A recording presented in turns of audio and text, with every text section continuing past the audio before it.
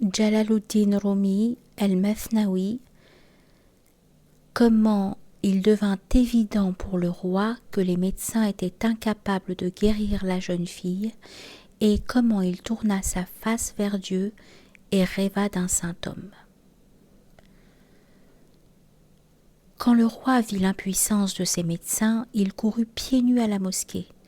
Il entra dans la mosquée et s'avança jusqu'au mihrab. Il baigna le tapis de prière de ses larmes.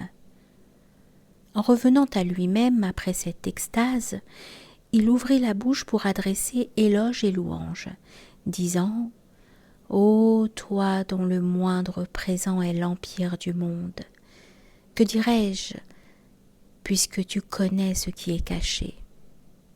Ô toi auprès de qui nous cherchons toujours refuge en notre détresse, à nouveau nous nous sommes égarés. Mais tu as dit, bien que je connaisse ton secret, déclare-le cependant par ton action extérieure. » Lorsque des profondeurs de son âme s'éleva un cri de supplication, l'océan de la générosité divine bouillonna. Le sommeil s'empara de lui tandis qu'il pleurait. Il rêva que lui apparaissait un vieillard, qui lui dit « Heureuse nouvelle, ô roi, tes prières sont exaucées. Si demain un étranger vient auprès de toi, c'est moi qui te l'envoie. Lorsqu'il viendra, c'est un médecin habile. Considère-le comme sincère, il est digne de foi et véridique. Dans ses remèdes, contemple la magie absolue. Dans son caractère, contemple la puissance de Dieu. » L'heure promise arriva, le jour se leva, et le soleil à l'orient fit se consumer les étoiles.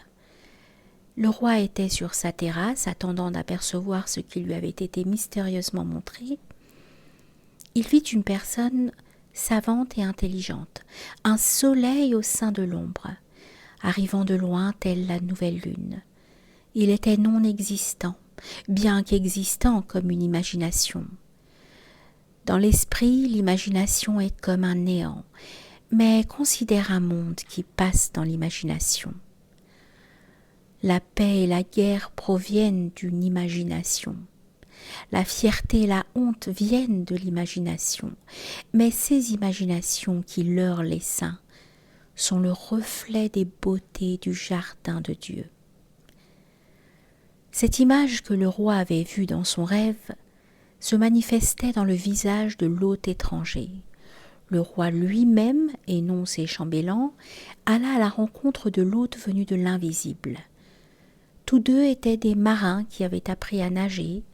Leurs âmes à tous deux étaient jointes sans couture. Le roi dit « C'était toi mon bien-aimé en réalité, et non pas elle. Mais en ce monde l'action provient de l'action. Ô toi qui es pour moi comme Mustapha, alors que je suis pour toi comme Omar, je me mets à ton service. »